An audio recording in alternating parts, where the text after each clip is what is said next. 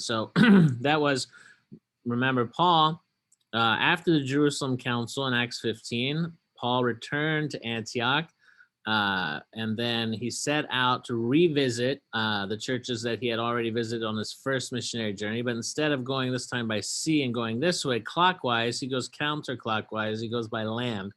He visits these churches here in reverse order. And then the Holy Spirit leads him. He had hoped to go to Ephesus, going this way. Ephesus is here in the major center.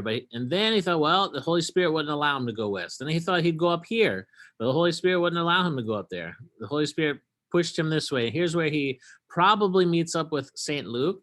And he has Silas and Timothy with him as well. And he has this vision of the man in Macedonia calling him over to Europe. So this is the first entry into Europe. He lands in Neapolis, modern-day Kavala. He goes to Philippi, and he meets Lydia by the river there. He's in prison, but there's a miraculous release from prison. And then he leaves and he goes to Thessalonica. And we talked about in between here, there were probably 2 stops, about 30 miles. And he probably stopped 30 miles and he stopped. And he eventually ends up in Thessaloniki. And there he embarks on this pattern that we're going to see again and again and again throughout Acts. That the first thing Paul does when he goes into a new area is he looks for the Jews, specifically the synagogue, if there's a synagogue. But in Philippi, there wasn't one. But he found out where the Jews were gathering for kind of informal prayers. So in Thessaloniki is a fairly big city. The high-end estimates are maybe even 200,000 people, which would be about 10 times higher than the average city at that time. Remember, the population is much, much lower.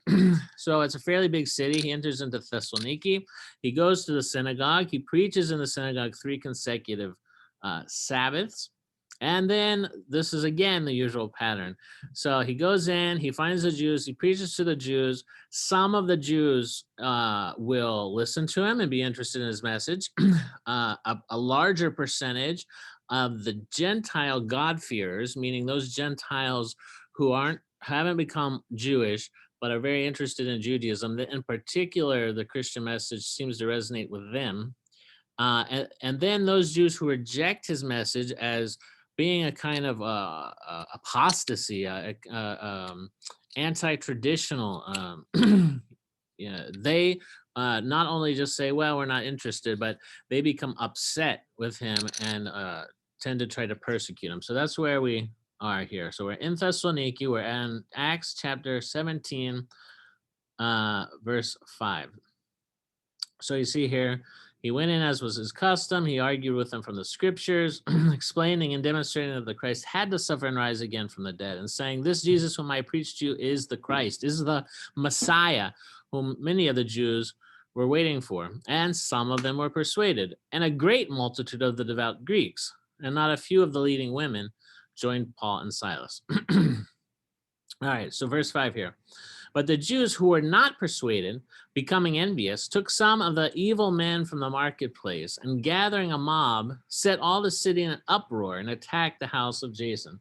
So, let's see. Here they translate it as, okay, the Jews who didn't accept Paul were jealous and taking some wicked fellows of the rabble, they say, okay? Here becoming jealous and taking some wicked men from the marketplace.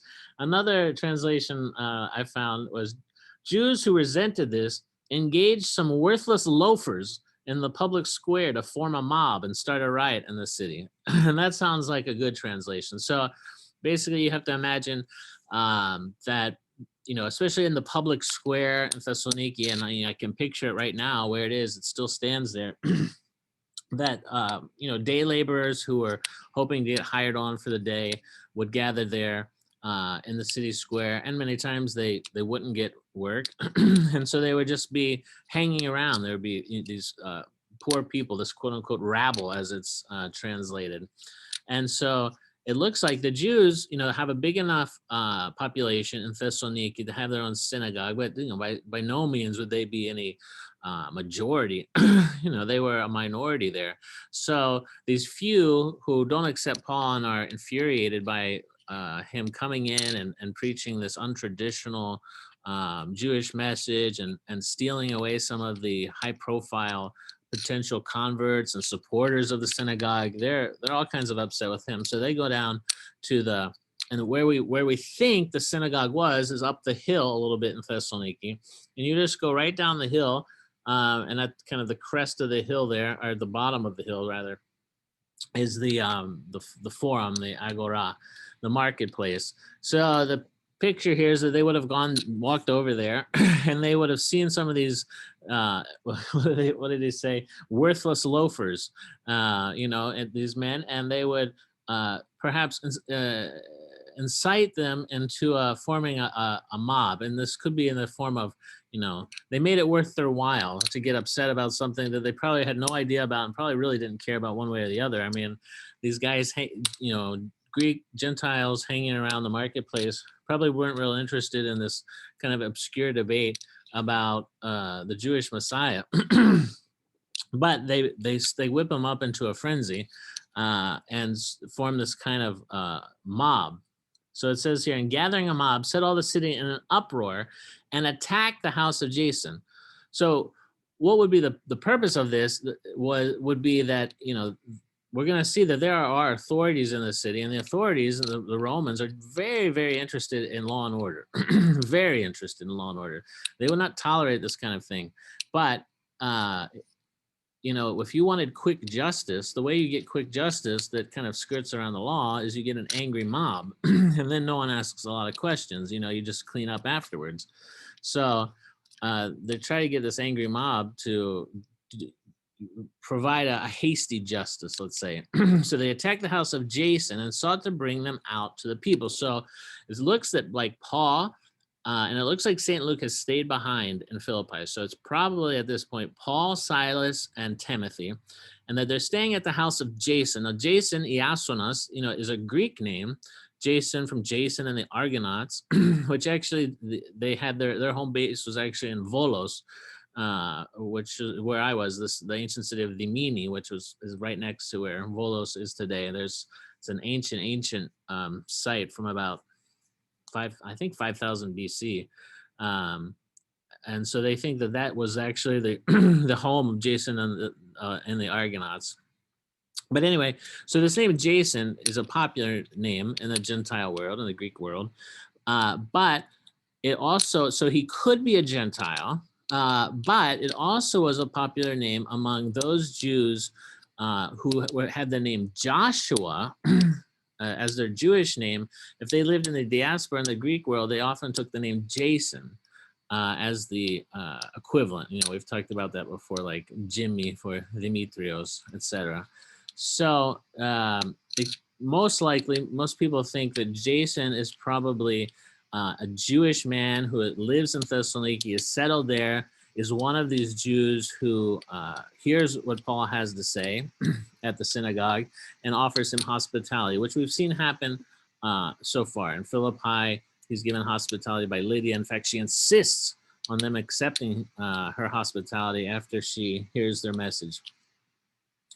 So this mob, this angry mob, these Jews who have do not like what Paul has to say in the synagogue in Thessaloniki, they stir up this mob. They go to the house of Jason and they try to get Jason to surrender Paul, Silas, and Timothy to this angry mob justice. Verse 6, but when they did not find them, they dragged Jason and some brethren to the rulers of the city. So some brethren, this is a term, a kind of technical term for Christians. So for those Jews or Gentiles who are at the synagogue, who have heard Paul's message and have accepted Christ, have probably been baptized already, and somehow it looks like somehow that some of these brethren, some of these Christians were at Jason's house with him, and that they probably found some place for Paul and Timothy and Silas to hide. And so they don't find Paul, Silas, and Timothy at his house. So instead they drag out Jason and these other Christians, and they drag them to the rulers of the city, crying out, "These who have turned the world upside down have come here too." So what's this a reference to? So we know from, for example, the Emperor Claudius, we have some records from the Emperor Claudius, from some of his letters, that there were there was unrest in both Rome and Alexandria, so the two biggest cities of the Roman Empire. There was unrest around this same time due to Christians, due to this fledgling Christian movement. And it seems that, possibly it was the same kind of formula, that the Jews who did not accept the message kind of stirred up, tried to get the Roman authorities to act on their behalf. And from the Jewish perspective, it may seem to us vindictive, but from their perspective, what they're probably thinking is that the Jews enjoyed a special status among the Romans. So the Romans had this kind of strange relationship with the Jews. The Jews were a very, very small minority, just like they are actually, today in the population. Jewish population in the U.S. is maybe, 2% or maybe 3%. It's small worldwide. It's small, but they have an influence and a recognition beyond those small numbers. So it seems to be something similar in the Roman Empire. And the Romans, there was some prejudice against them. They were known for their different ways, different customs, different eating habits, etc., which kind of irked the Romans and the Greeks. But because of the antiquity, and the Romans respected antiquity, respected oldness, so the old ways and customs. But so because the Jews, it was an old custom, it wasn't some newfangled cult. Because they were old and traditional, they were given a special exception. They didn't have to do certain things that everyone else had to do. They didn't have to, for example, offer certain prayers to the emperor, etc. There was a special status accorded to them. So in their mind, when the Christians are coming around, we're talking about the year 50 right now, probably 49, 50. And there's these disputes breaking out in the synagogue, and the Jews feel like the Christians are preaching, we're going to get a hint of this in a second, that the Christians are preaching something that's a little bit dangerous, that could be understood by the Romans as being treasonous, as being against the emperor. And the Jews are concerned. They don't want any trouble. They're enjoying their status where they get special exceptions. They're not happy in that, the world isn't Jewish, but under these Roman overlords, where they're living out here in the diaspora, it could be a lot worse. And they don't want these Jews who are now talking about this Christ figure, they don't want them messing everything up. They want to get rid of these people. They want to disassociate themselves from this group as quickly as possible.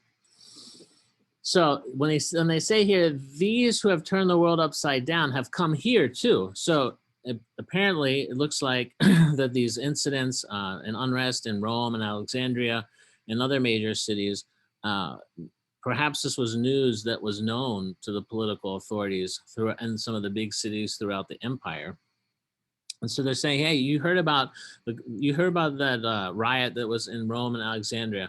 It's this group that did it. Now they've come here too to make problems. So verse 7, Jason has harbored them. And these people are all acting contrary to the decrees of Caesar, saying there is another king, Jesus. All right, so this would have been a particularly problematic claim, So to say that they're saying that there's another king. This was a very, very sensitive subject that there would have been very little tolerance for. I mean, there are some things you could do or say and get away with, but anything involving proclaiming another king was a big problem. Now, it's interesting they use the word here, Vasilevs, another king, Vasilea, because for the Romans, that term was really a loaded term. So actually, except for at the very beginning of Rome's history, I think maybe 700 BC. 700 BC, the beginning of Rome's history, they had a series of kings before it became a republic under a senate. And the kings were known as tyrants. And that was part of the reason that Rome moves to a republic model by a senate. And the word king itself became a bad word. And so you have, even when Julius Caesar, part of the reason they assassinated Julius Caesar was because there was this fear that he was becoming that it was becoming undemocratic, that he was amassing too much power, and that he was becoming a king-like figure. And so that was part of the reason he was assassinated. And then you have his adopted son Octavius, Caesar Augustus. He really overturns the system, and he declares himself the emperor. But he never, and he has all these titles. You know, the emperor was starting with Augustus, which is the time of Jesus. He has all these titles for himself, on, including savior, osoter, the same exact Greek words we use, savior of the world. And he's also emperor. But of all the titles, the only title he never claims, and no Roman emperor claimed, was king, which is very surprising. They refused to claim the title king, which would be the most obvious of all, because of this negative association with the word king. The king in their mind was associated with the tyrants of the early Roman history. So actually, emperor comes from the word meaning conqueror. So the emperor was a military commander who achieved great military victories, and that's why typically the emperor was proclaimed by the armies. So it was technically a military title and not so much political. But anyway, so just to show you how fraught the political situation was at this time. And so, because they're very concerned, especially Caesar Augustus here, he's the first one to kind of really, do away with in effect, the Roman Senate. I mean, the power of the Senate is degraded. He effectively becomes a king, even if they don't technically start using those words, and technically they pay lip service to the Senate still, but their power is degraded.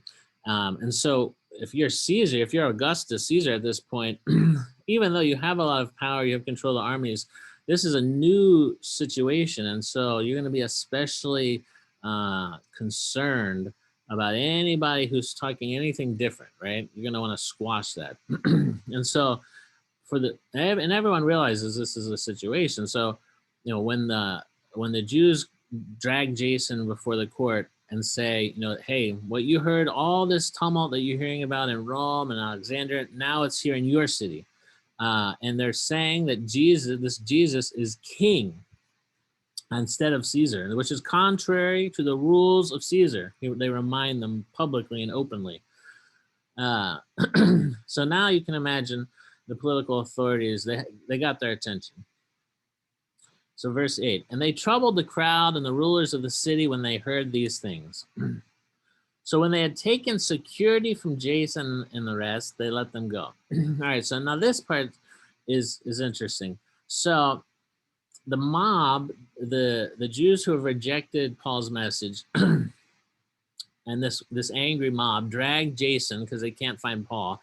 They dragged Jason to the court. And Jason, it seems like he must have a house of some size. And he must be somewhat known.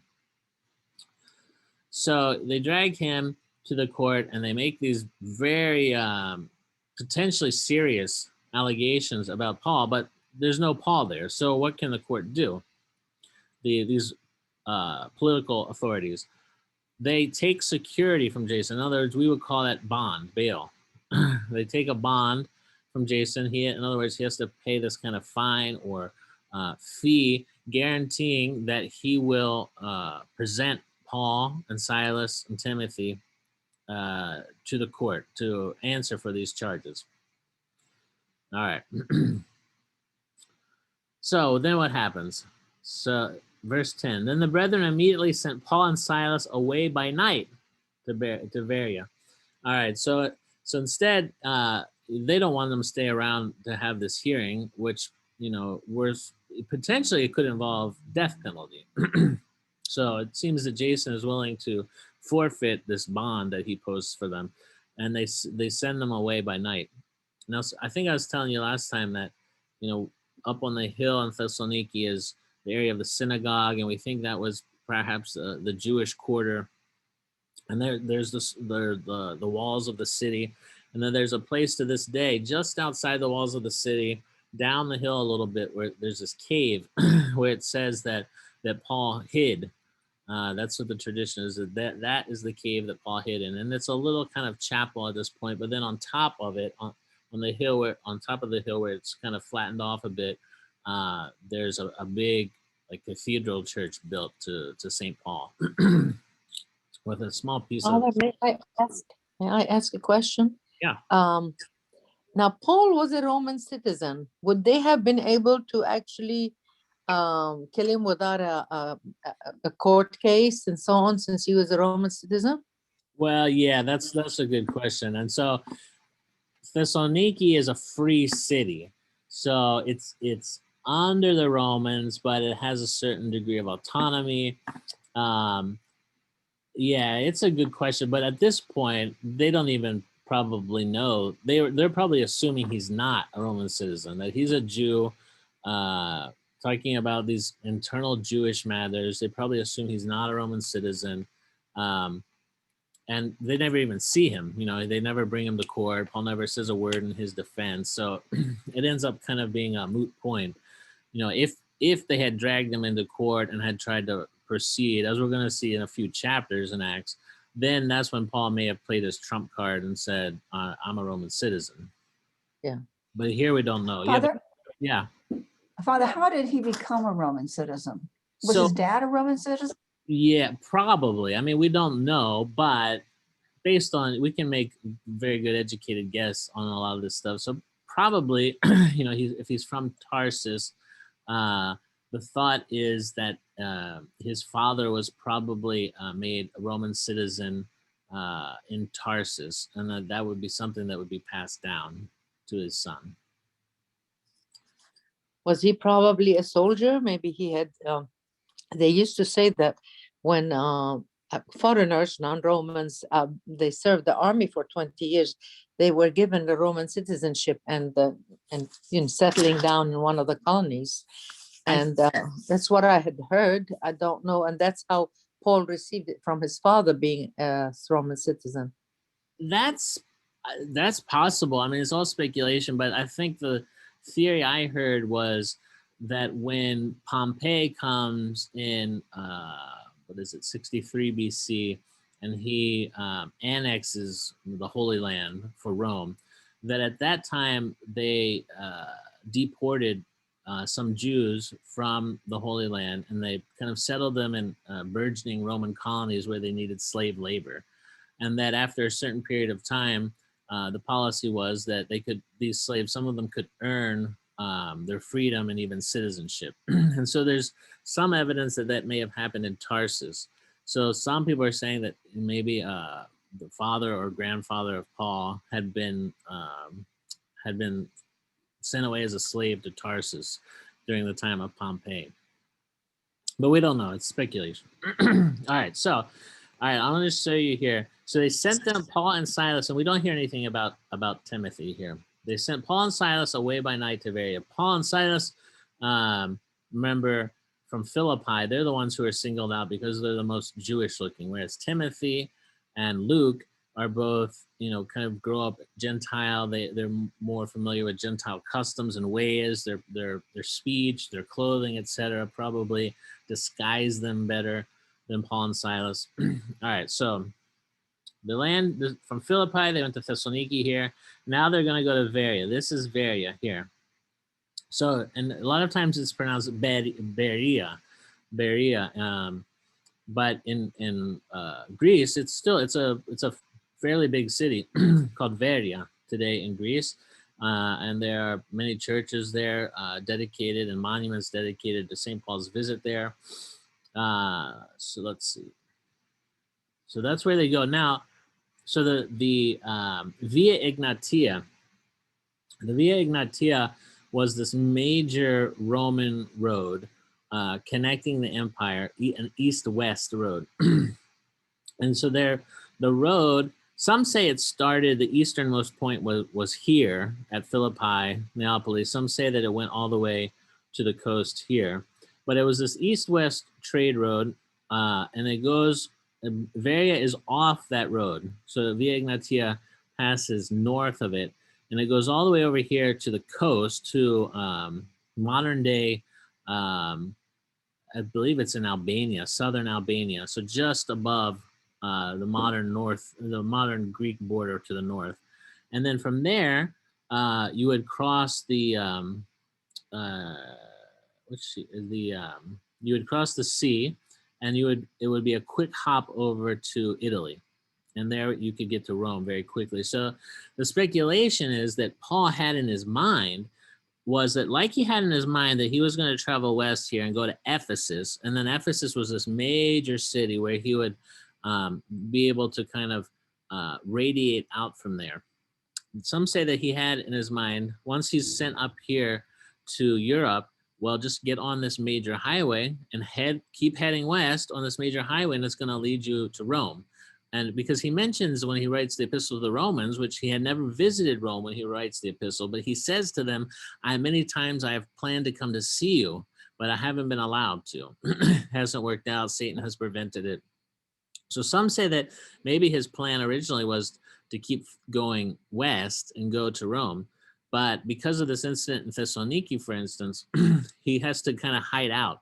So Veria was perhaps even the second biggest city, along with maybe Philippi, Thessaloniki being the first here in northern Greece.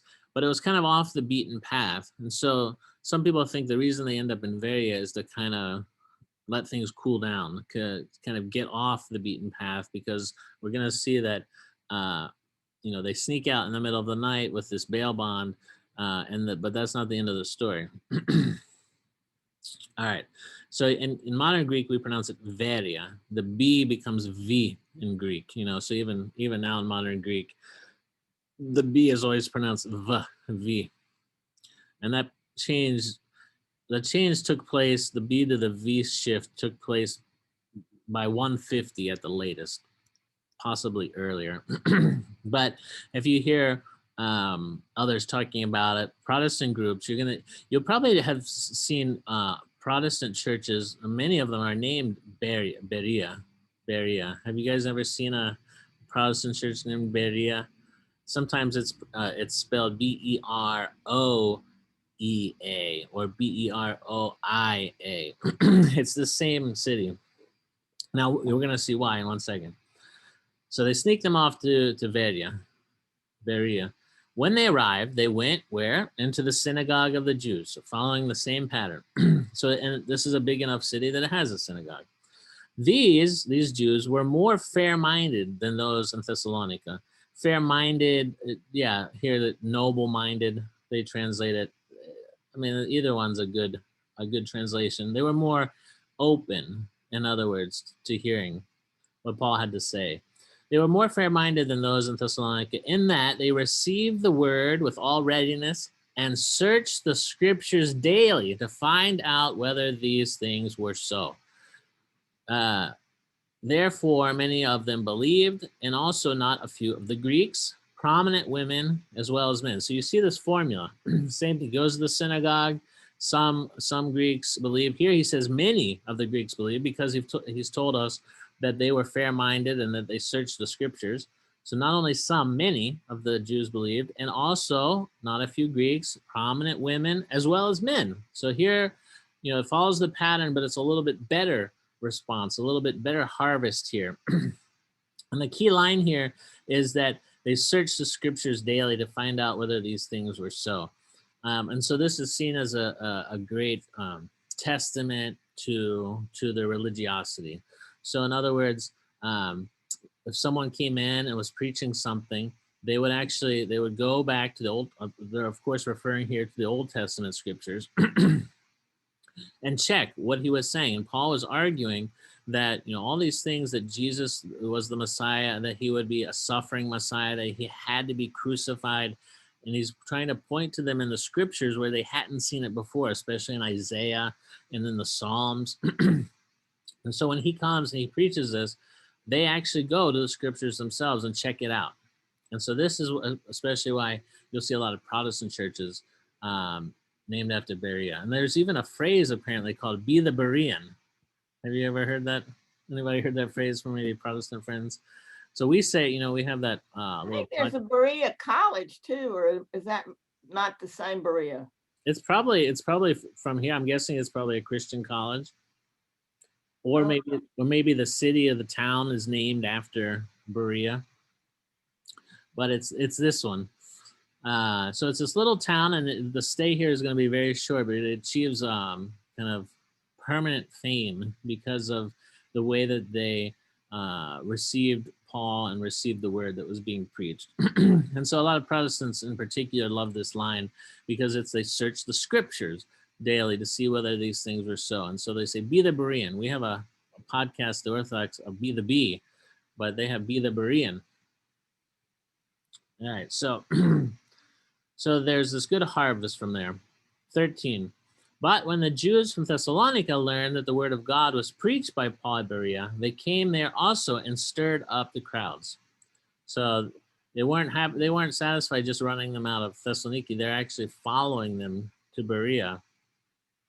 And you can imagine from their perspective, let's think about it in terms of, if it were the Greek Orthodox Church here in America. Let's say someone came and was somehow, here in Birmingham, and it was stirring up the people and teaching, all these different things about Orthodoxy, about the Greek Orthodox tradition, changing things up, saying radical things, etc., getting everyone all upset, causing a split in the church, etc. and then somehow, they run out of town, but they go to Atlanta. And they started to do the same thing in the Cathedral in Atlanta, trying to stir up the church there, cause a split in the church, etc. We would probably go to Atlanta and try to our brothers and sisters there and say, hey, watch out. There's these people, there's this guy, there's these people coming around and they're causing all kinds of problems, so heads up. So you can understand what the Jews are doing. They think they're doing a good thing. They think they're preventing this kind of misfortune in their view of people being led astray. All right, so they followed them to Berea, and they came there also and stirred up the crowds. Then immediately the brethren sent Paul away to go to the sea, but both Silas and Timothy remained there. So Timothy hadn't been mentioned there, but he is with them. Silas and Timothy remained there in Berea, and Paul they send out to sea.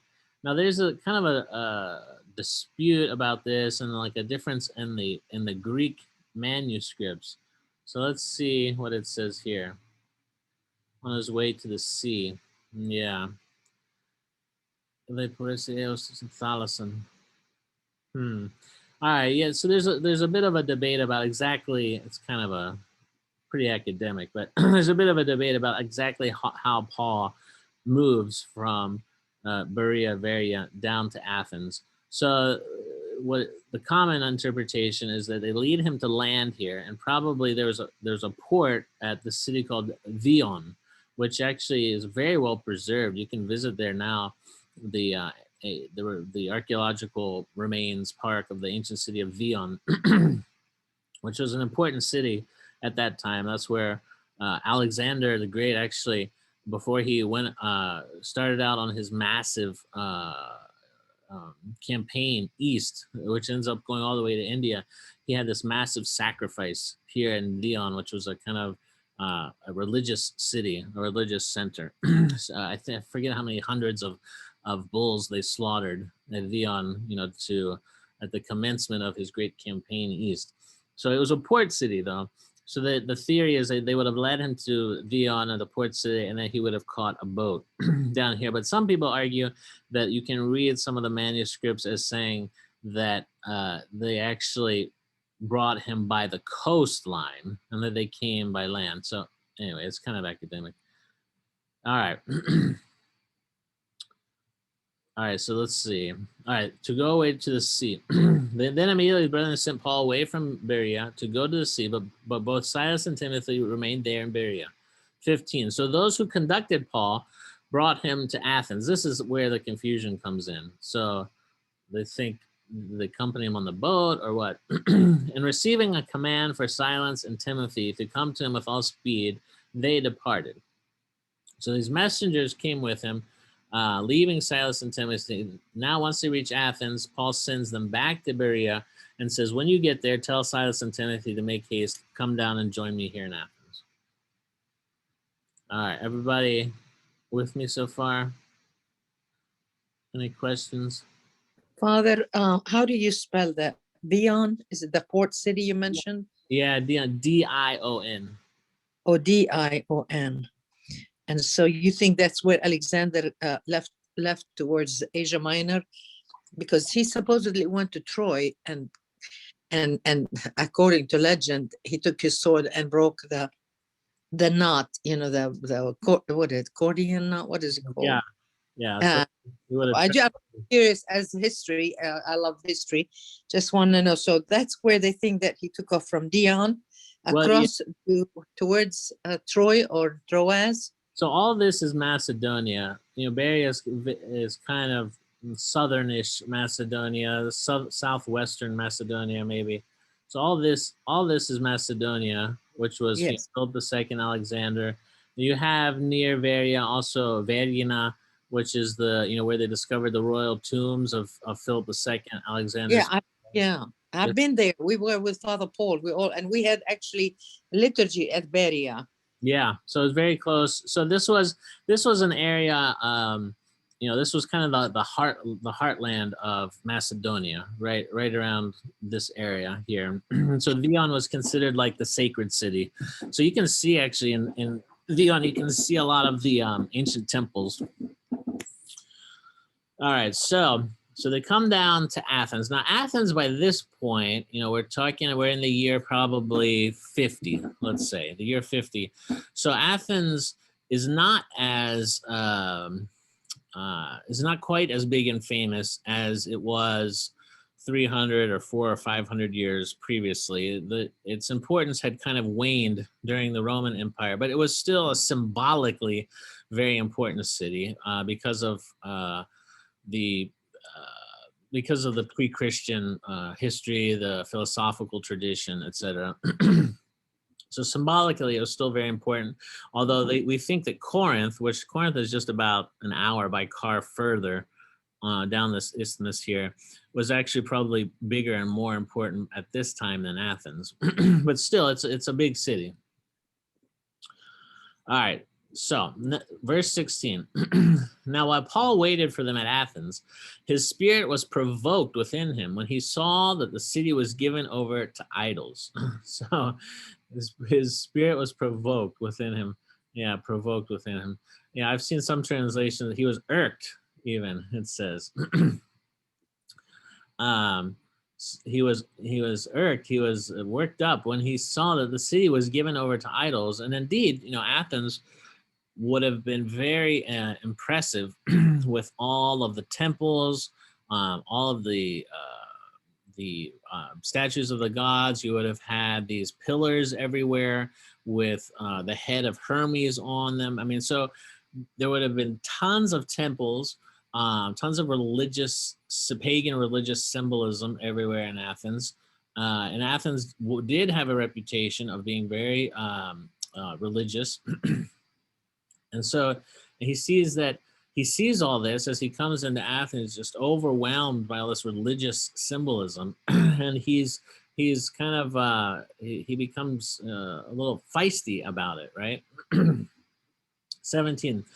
Therefore, he reasoned where? In the synagogue. So again, first thing he does, he goes to the synagogue. Therefore, he reasoned in the synagogue with the Jews and with the Gentile worshipers. Remember, again, this class which seemed in every city to be these hangers-on at the synagogue, these Gentiles who are interested in Judaism. I mean, you can kind of think, again, I'm always trying to relate this to, modern day experience. I think there's a lot of parallels with this Judaism in the diaspora and with the Greek community, Greek Orthodoxy in the diaspora here in America. There's a lot of similarities.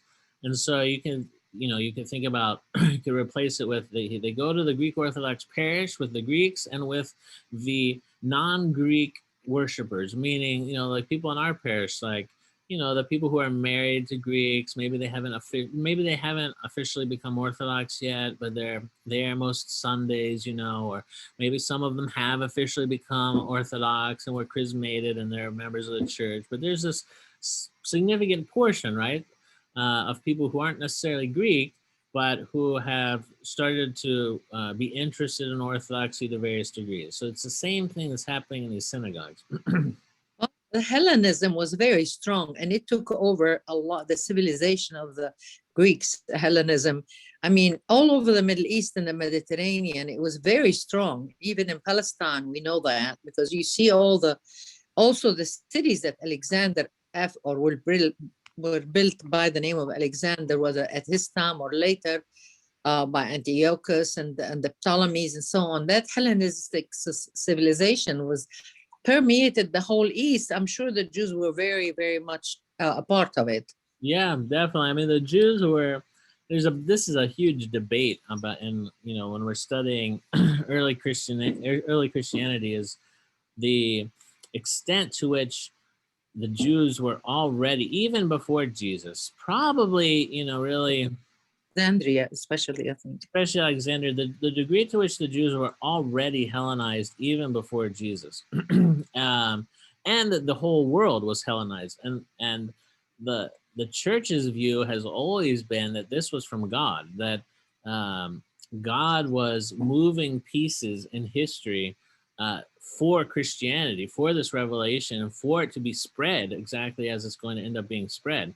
If Alexander hadn't made that great campaign to the east and spread Hellenism and this kind of unifying language and culture and education, and if the Romans hadn't then come and added this layer of organization and unity and provided roads that connected the empire, then everything Paul's doing would not have been possible at that point. So all of history was kind of moving toward this happening. So, all right, so he's in the synagogue. He goes there first with the Jews and with the Gentile worshipers. And it says, and we're in verse 17, and in the marketplace daily with those who happen to be there. So he's in the agora, the forum, the marketplace in Athens, that's where people not only went to do all their shopping, but it's where it was the center of activity, the hub of public life. 18. Then certain Epicurean and Stoic philosophers encountered him, and some said, "What does this babbler want to say?" All right, so what's going on here? So there, in Athens, there were all these. Of course, it was famed as this kind of hothouse for philosophical thought, and so you had these different philosophers, different schools. And two of the bigger ones at this point in history are the Pecurians and the Stoics. And so, there were different academies maybe, or formal places where they would teach their philosophy. And philosophy here in the ancient world always is a little bit different from, these terms, philosophy and religion, mean something different today than what they meant at that time. So there was much more overlap between philosophy and religion then. Religion was really at that time more about cult, about the ritual actions that you did. There wasn't a lot of theology, so to speak. Philosophy was this kind of reasoning about life, but it wasn't, as it is today, a kind of dry, abstract intellectual exercise.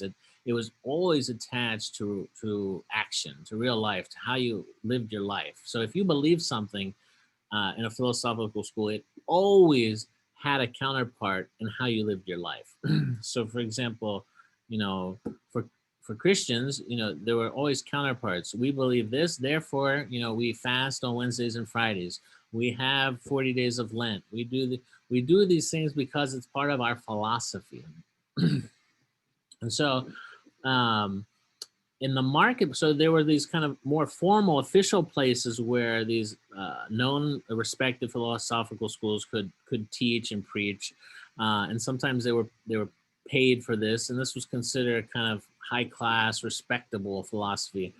But anybody really could preach in the marketplace, kind of standing on the corners, like you would see, I don't see it so much anymore, but people standing on the street corners, people standing on a college campus on a corner and just preaching. They have their signs or whatever. anyone can do that, and it's the same. It was the same then in a marketplace. Anybody could do that. Sometimes you would have Epicurean Stoic philosophers preaching in the marketplace, and then you'd have other people like Paul. They could do it. And so he's probably there in the marketplace preaching. Father, can you at one time explain to us the what Epicureanism, Stoicism, these main? There was another one, I can't think of it. Yeah. What they believe in. I remember like Epicureanism, like eat and no, well, in short, they used to say, eat and be merry, for tomorrow you shall die. Right. The stuff are very, and that's where the word Stoic comes in. Stoicism was much different, and anyway, I think it would be nice for you to give us a little synopsis of what these philosophers believed in, because there were those three major, and like I said, I can't think of the third one offhand. Was it Platonism? No, Plato had his philosophy, but no, there was another group, and I can't think of it right now. But and another one. There were many philosophical groups, especially in Athens. A lot of them trace their origin to Athens. Athens is the home of Zeno, Plato, Socrates. It's the adopted home of Aristotle, although originally he was from northern Greece. So the Stoics, basically believed that their aim was to live consistently with nature, right? And so they believed that there were, we would call this now natural theology or natural philosophy, meaning that they believed that you could discern a certain order in nature, and that this was this divine reason. And this is where there's some overlap, perhaps. There's a lot of discussion about this with logos, because the Stoics actually also use this word logos, meaning this divine logos, this divine, which we translate as word. Jesus is the logos of God, the word of God. Logos is where we get logic from. So it was also, in philosophy, they would use this term. It was a loaded term, meaning logic. And so they would see that nature itself had a logos, a logic. And they tried to kind of discern what that was and to live in accordance with nature, and with a real emphasis on rationality. And as for, pure theology in terms of God, they were basically pantheists. So meaning that they saw God everywhere, that there was this world soul, so God was everywhere. Now the Epicureans, on the other hand, were basically atheists, or, well, maybe you would say theists, actually, theists. So they probably wouldn't say there wasn't a God. They would probably say there was a God or gods, but that they were irrelevant, that they had no relationship with man and with the world.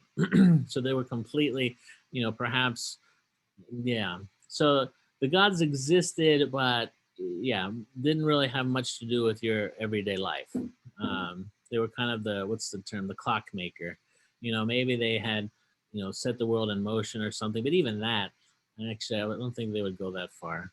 There were gods, but they really were disconnected from, so they were theists. Now the Epicureans, their goal in life was, you could say, pleasure. What they sought after was pleasure, but not necessarily in this kind of base sense of pleasure, but more in this refined sense of pleasure, like I don't know, in playing chess and mathematics, and these higher refined pursuits. And the goal of life was pleasure or avoiding pain, avoiding unpleasantness, avoiding pain. Avoiding pain. This was the goal of life. Avoiding disturbing passions, avoiding superstitious fears. So they also, which included for them the fear of death. They thought this was a superstitious fear. So these are the two that's the Stoics and Epicureans. For Paul in particular in Christianity, there's a lot more common ground potentially with the Stoics, and you're going to see Paul kind of try to make a bridge to the Stoics. With Epicureans and this idea of this these remote gods that have no interest in the world and history and man, it was harder to make a bridge with these people. All right. And then I wanted to go back for a second. I forgot at the beginning when we were talking about Thessaloniki. So, we talked about these charges against Paul, that he was disrupting the order and disrupting the decrees of Caesar, which would have been a very sensitive topic. So actually, Caesar by this time had actually made it illegal. The activities of astrologers and these kind of fortune tellers, he had actually made illegal when in so much as they would say anything with regard to the health and well-being and future of the emperor. This was strictly illegal, so if he heard about, you could be an astrologer, you could be a fortune teller, but if an astrologer predicted that the emperor was going to have bad health and die, or that his reign was going to come to an end, big trouble, big trouble. He did not allow that. So Paul, the theory is that Paul, if you look at his letters to the Thessalonians, so 1st and 2nd Thessalonians, for example, 1 Thessalonians chapter 1, verses 9 and 10,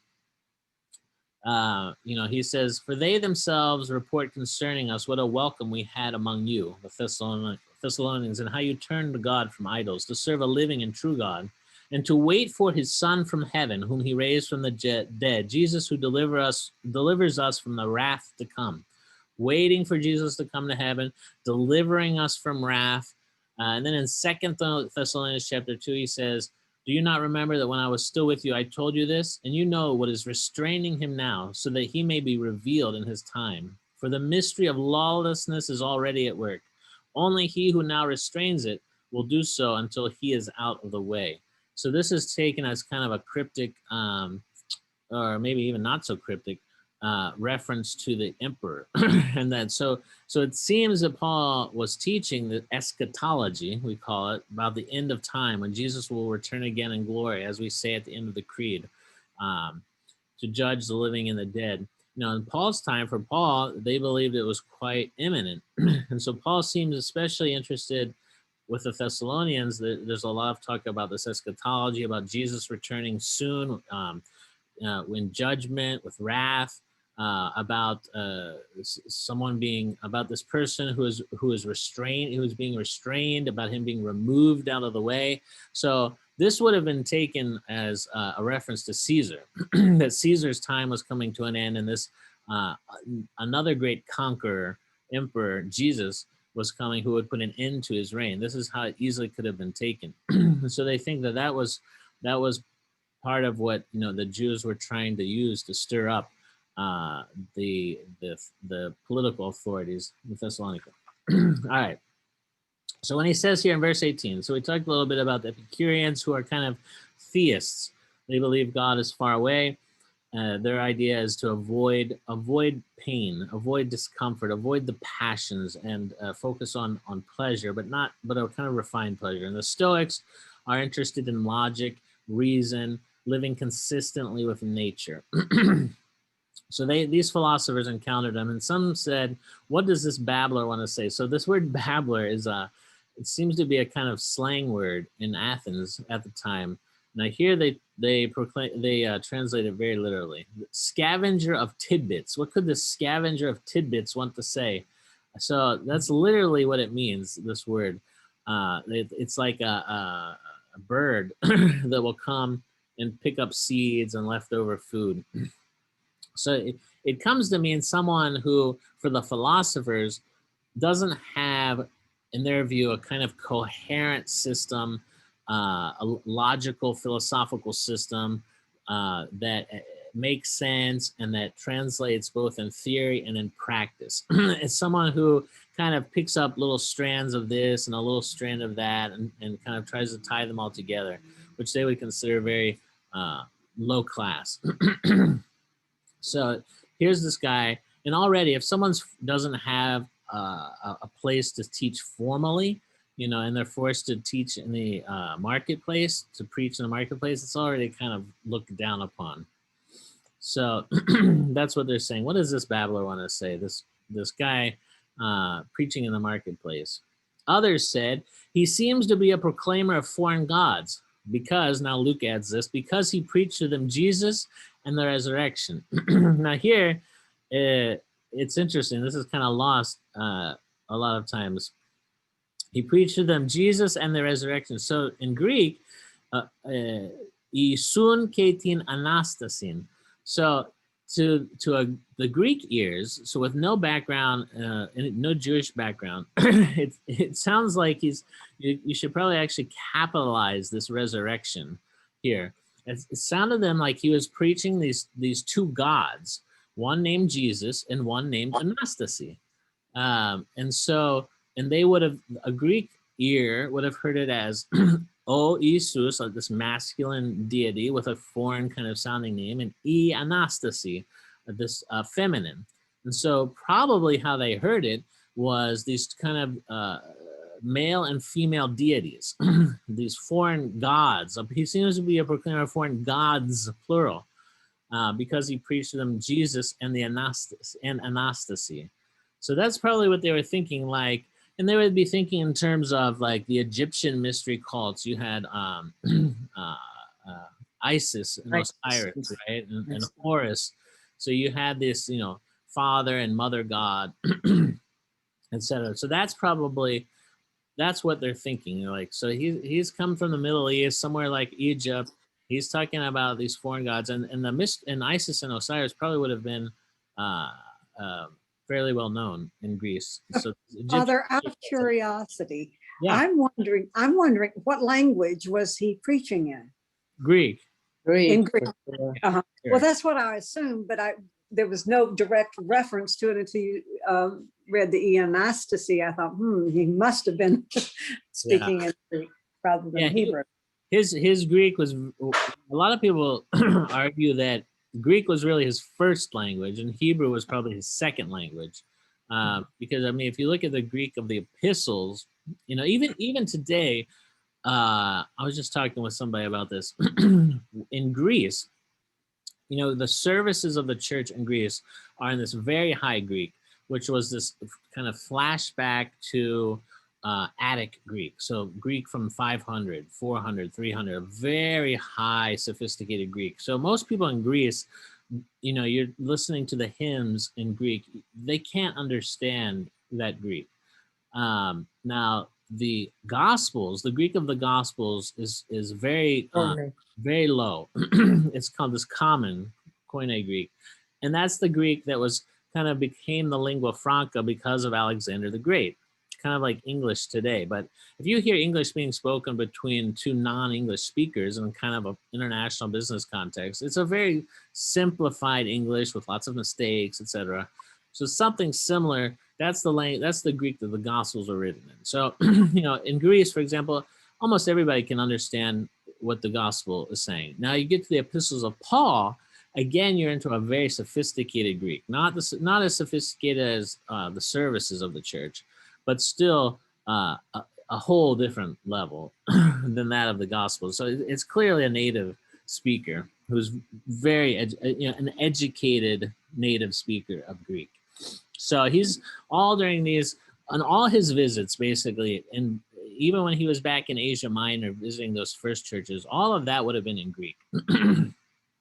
Everything would have been in Greek. Hebrew was not really spoken at this point in time. Hebrew, and not spoken in the streets of Jerusalem, Father. Hebrew was the scripture language. Yeah, it was. And the people of the time of Christ spoke the Aramaic, and this is common knowledge. And Hebrew actually,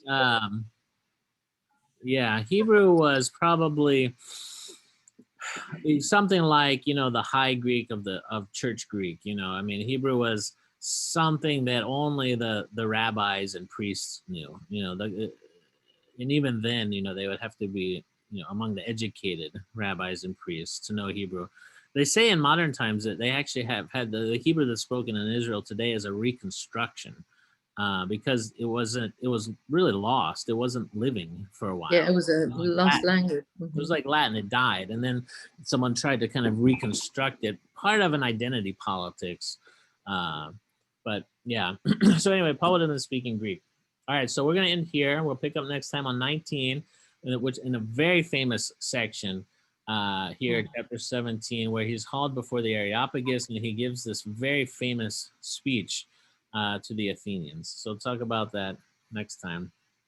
Oh, the word babbler, doesn't it come from the source of Babel, where the languages where God separated the languages, and that's where babbler comes from, I The thought. English word Babel, yeah, I think that's true. Yes, Babel. All right. Very Thank you, good. Father. Thank you.